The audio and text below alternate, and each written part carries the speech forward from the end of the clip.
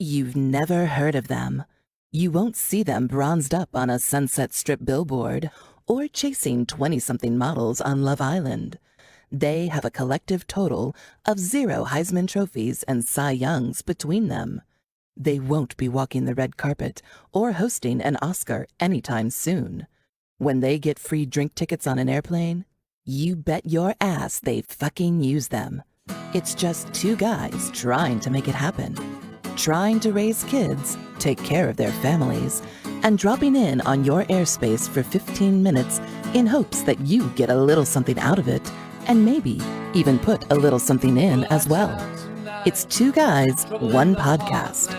And now, here are your hosts, Ron Alleman and Brian Harris. I don't understand, but there's one thing I know for sure.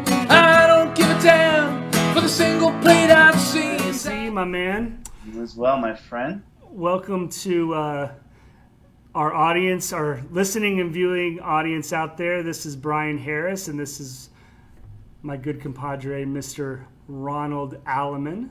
Yeah, how's it going, buddy? We're doing great, man. It's a beautiful Wednesday here in Indianapolis, and I'm ready to get cracking on reboot of episode 1 here for 2 Guys 1 podcast. Excited to have everyone along today, and I think we decided to skin it back a little bit today, Ronnie. Right? We're gonna just take this brief moment to introduce ourselves to everybody, and as we tried to do. Ask and try to keep it to a tight little 15-minute window here to the best of our abilities. But why don't we, Ron? I'm gonna kick it over to you, man. Why don't you tell everybody a little bit about yourself? Obviously, I know more than I care to know, but yeah, why don't you fill everyone in? I think that's the thing. I think we want to make this inaugural podcast here and kind of come off and say like how maybe you and I met and why we kind of decided to do this. I mean, I live here in Oak Park outside of Chicago, and Brian and I have been friends for about 25, 26 something years like that. Holy shit, has it been that long? It's crazy to think of. Met at Purdue. I think I was number 1 singles in tennis, and Brian was number 2. And I used to win all these games of tennis. Yeah, right. That's a load of shit. Tips. So next thing you know, he's carrying my racket for me, and he's putting the balls back in the can for me at the end of the games. And I'm like, hey, Brian, I'm just probably not going to use them again. He's like, that's okay. He'd run out, get them, throw them in the can, and that's about it. Yeah. And so we're friends, and here we are, 30 years later. Yeah, so literally none of that, or most of that, was untrue.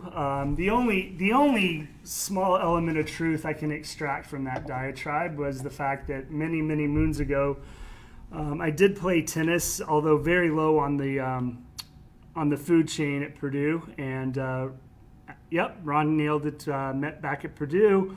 I grew up in, believe it or not, Waco, Texas. Yeah, Waco. I think some people have heard of Waco before.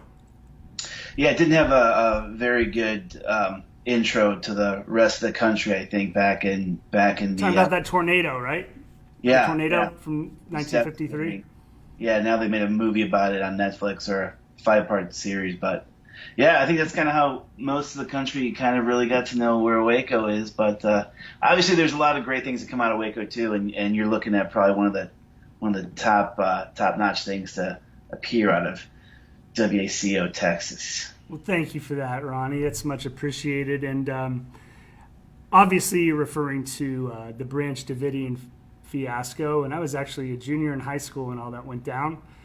Believe it or not, you could see the compound going up in flames from my house. So it was pretty surreal. I like to tell people my house burned down and I moved. Yeah. Which is why I left Waco. While we're on the subject real quickly, I don't have a ton of sympathy, if we want to talk about it, for the Branch Davidians for 2 primary reasons. One is, my belief is that if the second coming of Christ were to come back, number one, he wouldn't require bifocal glasses, because don't you think the Lamb of God would have perfect vision? And number two, surely he could find another place to begin his resurgence than fucking Waco, Texas. So those are my two logical beefs with the whole following of David Koresh. I don't know where you come out on that. Great points. I agree with both of them. But other than that, man, my story is pretty simple, guys. Live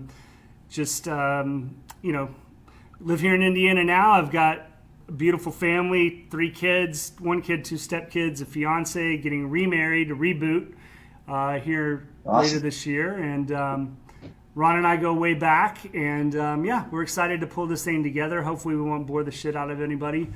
And excited to kick this podcast off. So I thought it would also be as part of this orientation episode, Ron. I'm going to spring this on you here.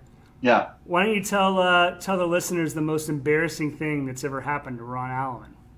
The most embarrassing thing.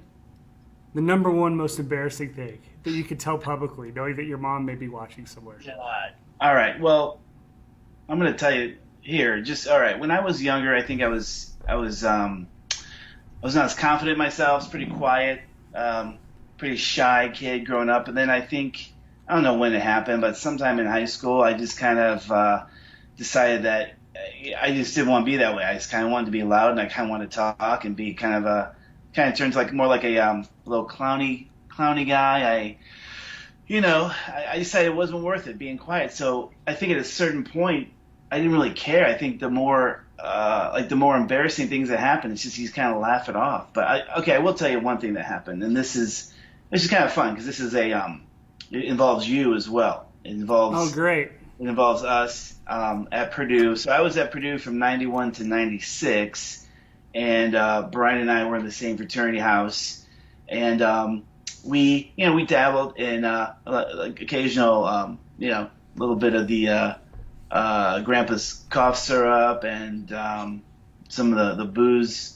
And sometimes I don't remember any cough syrup. I remember some other things though. Yeah, there's a couple of stronger things that we took, and I don't want to get too deep in there, but probably some illegal substances back then.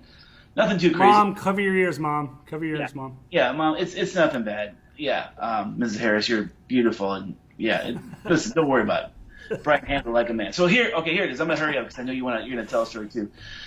We're at another fraternity house, and there's an awesome party, and we're in the parking lot, and I think one of the bigger bands, Y Store, or maybe it was Monkafuss. I can't remember. Monkafuss. But one of them was playing, and it was incredible. And actually, it started kind of raining, and what was fun was they were right next door to a parking garage. So Brian and I... Heroism, or I guess you could say the iconography even that you've had from me over the years. So I'm gonna go a little bit more personally revealing and embarrassing. And I'll try to keep it quick. But when I was in 8th grade, my mom, hi Mom, who was a teacher, volunteered me, unbeknownst to me, to become a costumed character at Audrey Tucker's son's 8-year-old birthday party. And so I get home from wherever I was one Saturday afternoon, and laying on my bed was a Big Bird outfit. And so my mom tells me, yeah, I signed you up. You're going to go over to Audrey's house and you're going to be Big Bird. And as most teenagers are, terrified of the fact of not only being in Big Bird, but God forbid anyone happened to see me in my Big Bird costume. Bear in mind, I'm 6'1" and all of about 100 pounds soaking wet. So I actually fit the bill pretty good. I've got yellow leotards on, Big Bird feet, and I trek over against every fiber of my being. My mom checks me over to Audrey's house. I go in, I do the Big Bird bit. Perform quite well, by the way, I would say, if I'm self-evaluating. And so as soon as my gig is over, I'm standing outside, and I had this massive crush on this junior in high school. Her name was Julie Shivers. She was the hottest thing going. I'm standing on the corner waiting for my mom. I've got my Big Bird head underneath my arm. By the way, Julie Shivers doesn't have any idea that I exist at this point. Oh, I'm sure and she does. And sure enough, Julie Shivers comes driving by with 3 of her friends. And they slow down, and they laugh at me, and they're pointing at me. There I am, just holding my Big Bird head with no exit. What am I gonna do, right? And so my mom picks me up, and I was just so fucking terrified. I'm like, that ruined my chances with Julie. I'm dressed up as Big Bird, standing there on the street corner. And lo and behold, things didn't work out for Julie and I. But in fact, I don't even know if she ever knew I existed. But she certainly remembered Big Bird on the street corner that day. And that's my tale. That's my embarrassing tale from my adolescence. And you had like the feet, the actual everything. Oh my God, that's incredible. It was a really dynamite Big Bird outfit. In fact, there'll be some photos of it somewhere. I might indulge the audience at the kickoff of the next round with an actual picture of the Big Bird costume. Yes. I did unearth that at one point. Can we put that up on the Facebook page? We might be able to do that. I think we could do that. You know, we're going to be start sharing some no holds barred here, right? So why not? I'll let the world see me as Big Bird. Yes. So that's about a wrap, guys. I think just in terms of kicking us off here, I think in terms of content that we're going to try to push out, Ron, you got any thoughts there? We're going to try to keep it lively. We're not going to try to bore the shit out of people. That's about the... I mean, exactly. I mean, that's what, look, it's Two Guys, One Podcast. It's Brian and me. We're two guys. We're two husbands. We're a couple dads.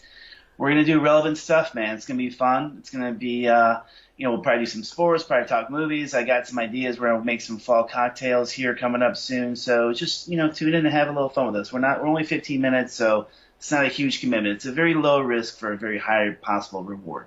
I like that. Low risk, high reward. That scratches me right where I itch. And I think we've been pretty good in terms of being deliberate to try to stay on clock here because we've got less than a minute to wrap. And so coming up next, as you mentioned, I think we're going to try to get into some fall cocktails. We're going to get into a reveal of a head-to-head between two of the most iconic actors of all time. And we're going to break that down for you guys.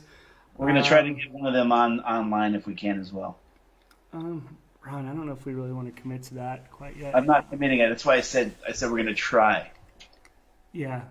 Okay. Yeah, we'll try to get those guys online, and so I'm going to leave that with you, Ron. You're the talent scout, so if we don't get the guys that aforementioned actors on, it's on Ron, guys, because I never said anything like that. Nope. So Ron will get those guys on, and we'll look forward to flaring up round two with you guys here in a week's time. And until then, stay tuned in to Two Guys, Two Podcasts. And we had a pleasure being with you today. Thanks, guys. See you next week.